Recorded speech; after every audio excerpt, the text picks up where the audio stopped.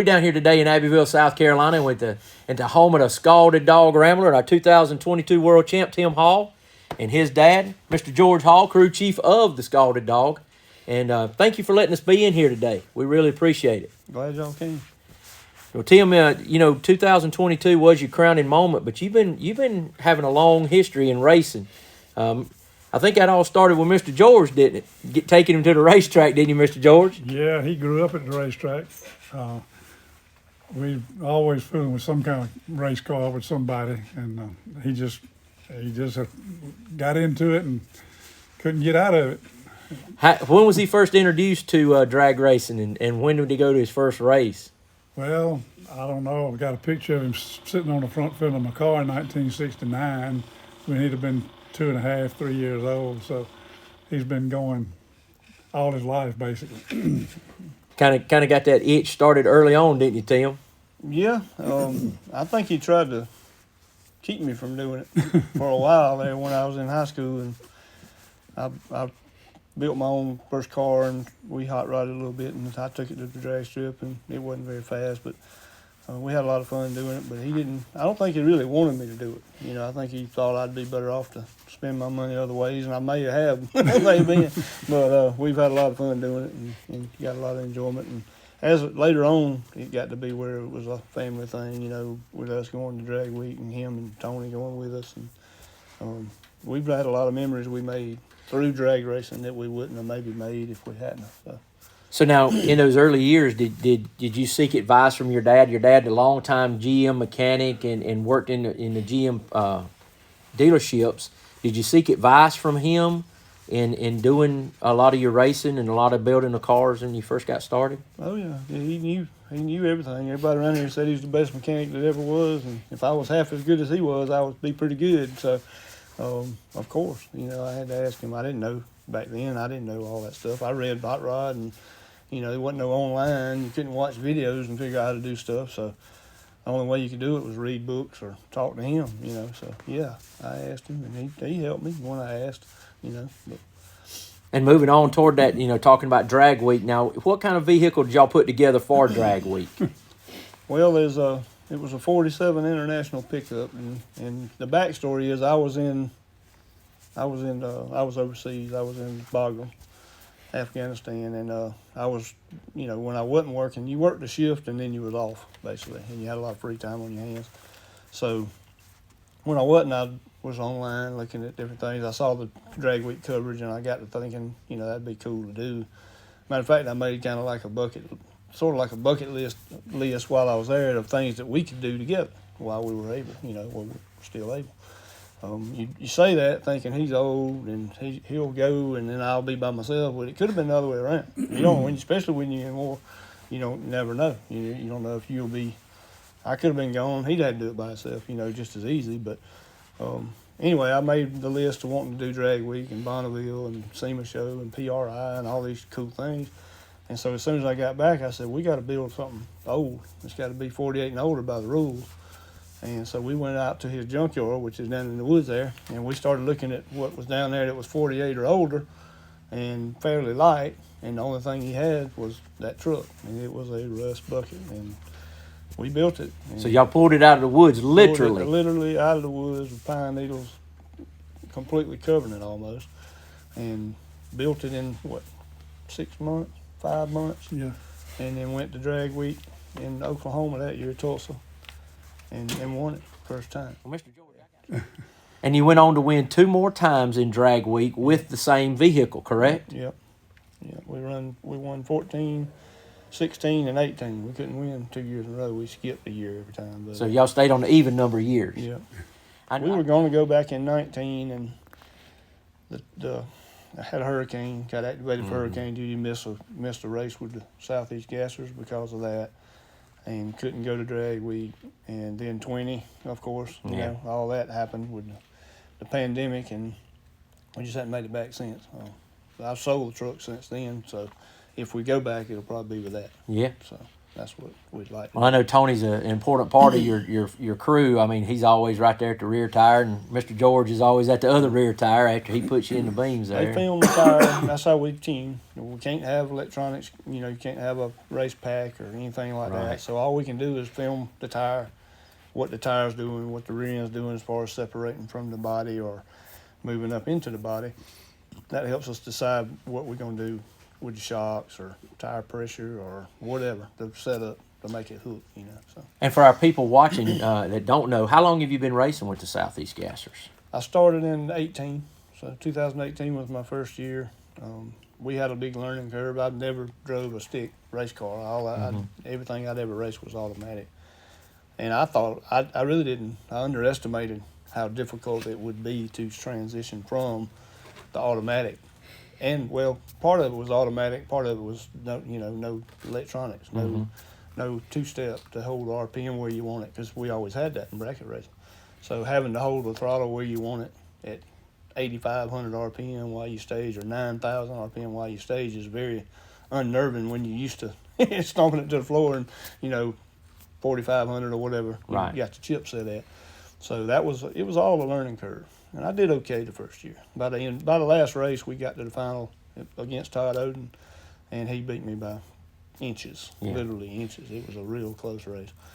And then the next year we come out and won the opening race, and been doing okay since then. We figured it out that first year, and then we've, I think gotten a little better. But we learned, more about how to set the car up.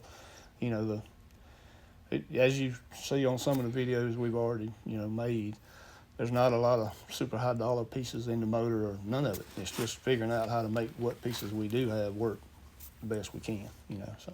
And I'd say you have here in 2022. It got you to the pinnacle, to the World Championship, and I want to congratulate you on that. And Mr. George, want to congratulate you. I know that's a lot of miles out there with you and Miss Jane and Tony. And It is. We enjoy going as a family doing everything, though. It's kind of special when you get my age and your kids still want to be around you, and they seem to enjoy it. They give me a hard time every once in a while. Yeah, we pick at anybody's white tennis shoes. I think you got in on that. yeah, one. we get on everybody's white tennis shoes, but we are awful glad to have y'all let us come down here and be in your shop today. And we going to congratulate you on your 2022 World Championship. And if there's anybody out there watching, if you want to invest in Tim Hall and the Hall family, they definitely do it as a family, and they're going to represent you the right way. Appreciate it. Thank you.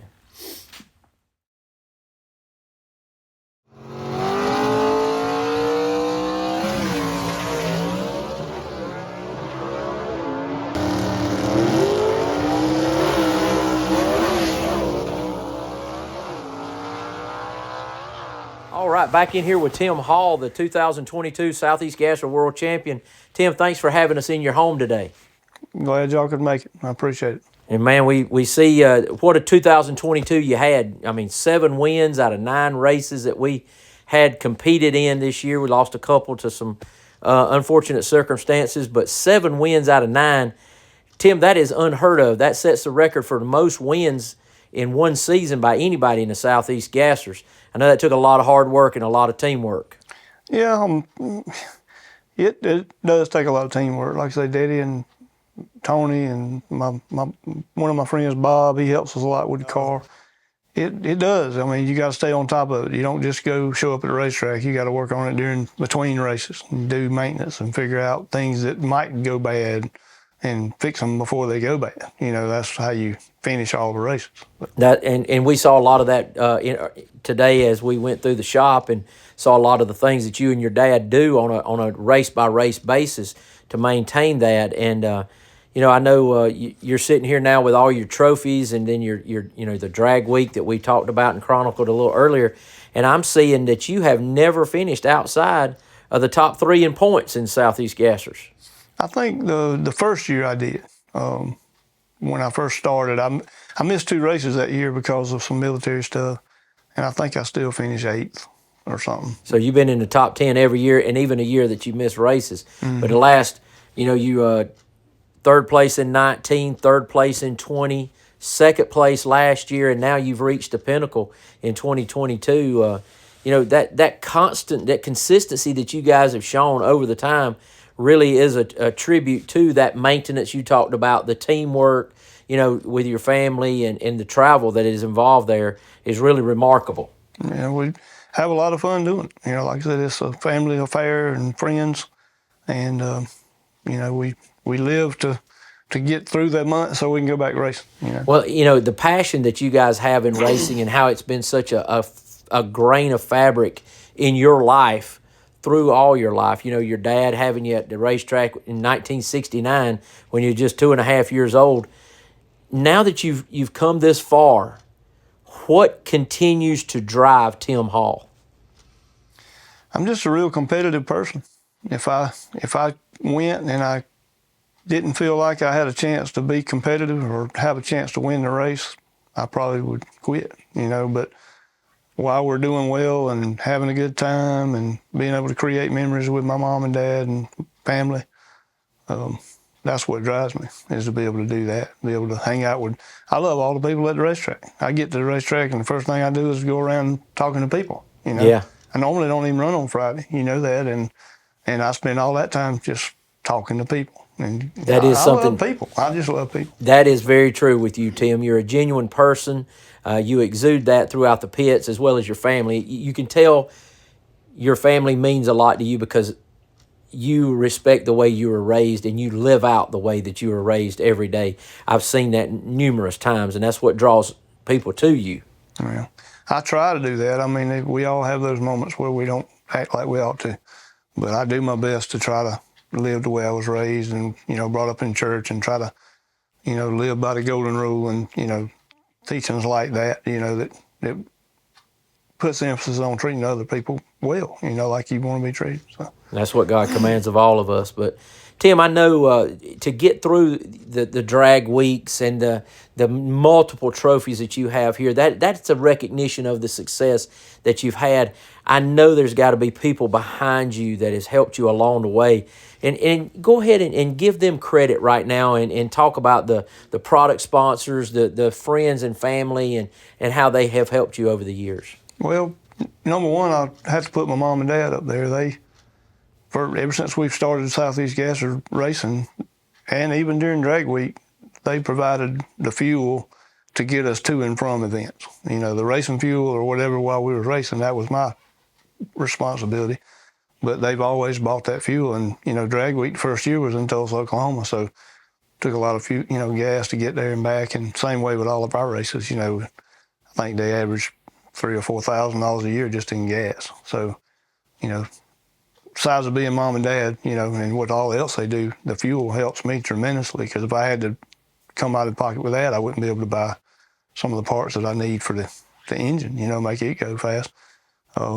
Next would be Molly Motorsports. I met them at drag week, through drag week. I think after I won the second time is when I really got to talking to them, and they wanted to help us. And so they've been helping me with parts since then. And they make the best pistons and rings and stuff out there, in my opinion. And I think you could argue by performance, it's the best stuff you can buy.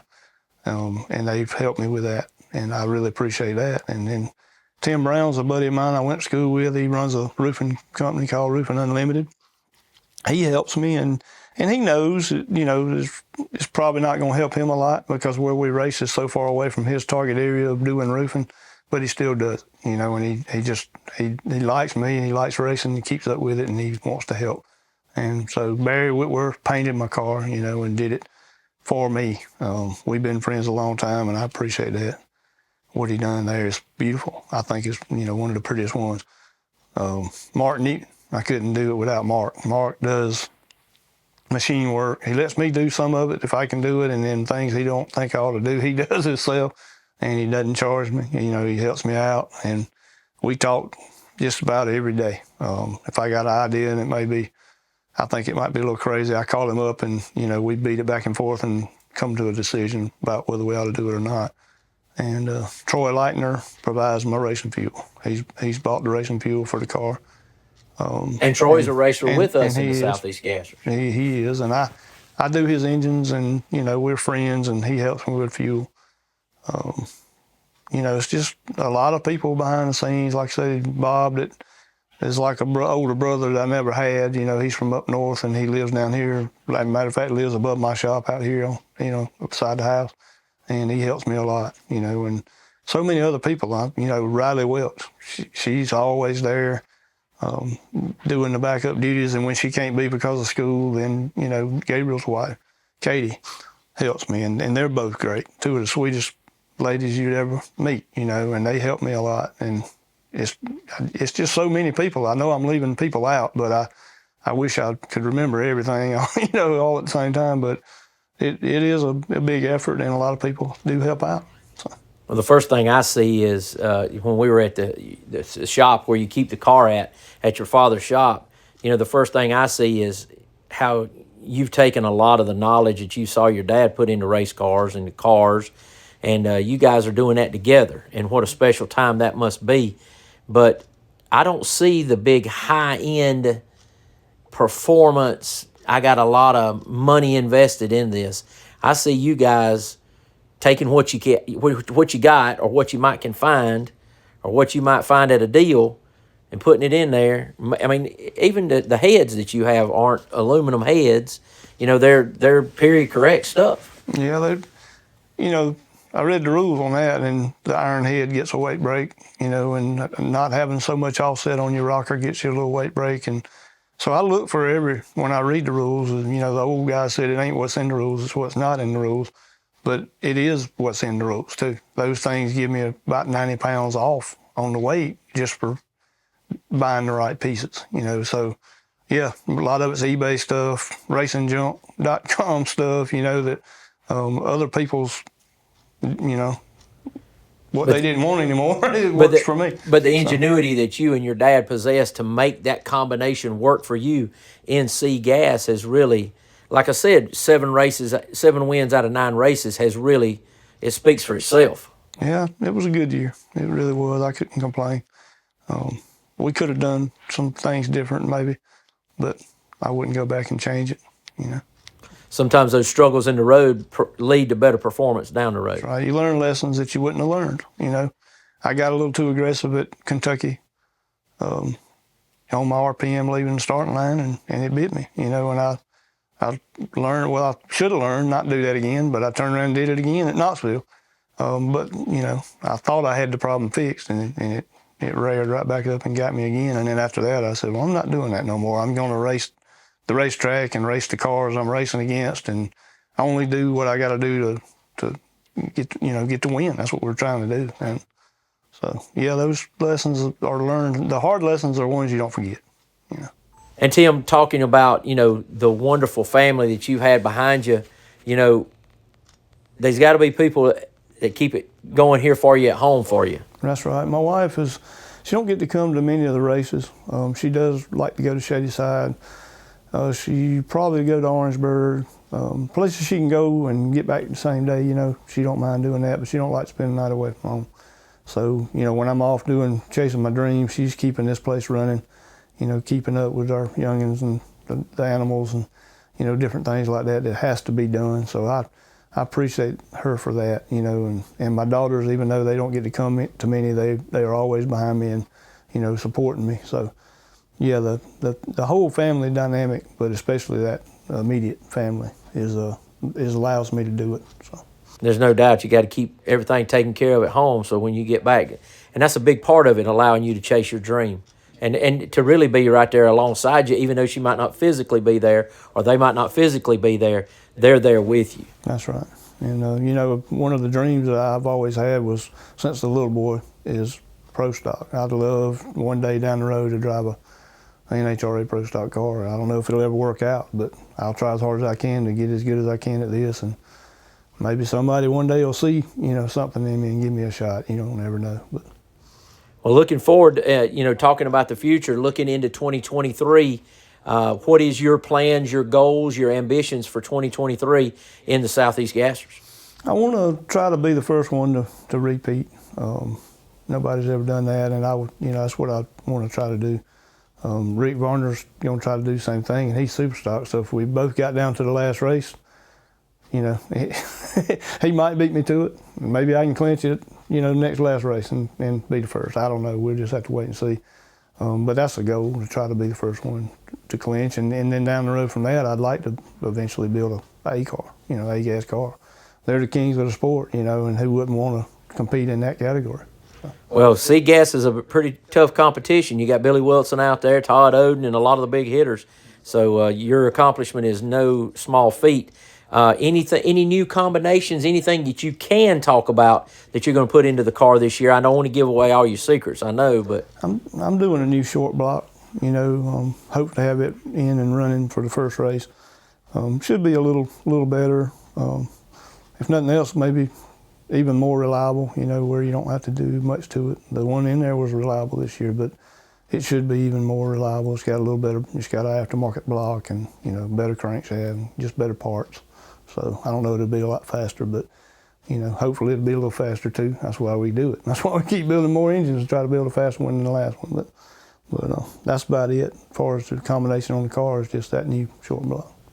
Well, Tim, thank you so much for inviting us into your shop, into your home, and talking to us about your past and the future and where you see this going with the Southeast Gassers. 2022 World Champion Tim Hall. How's that sound to you? Sounds good. It's a long time coming. 5 years exactly. So, well, good deal. Thank you so much, Tim, and we look forward to the best for you. Appreciate it.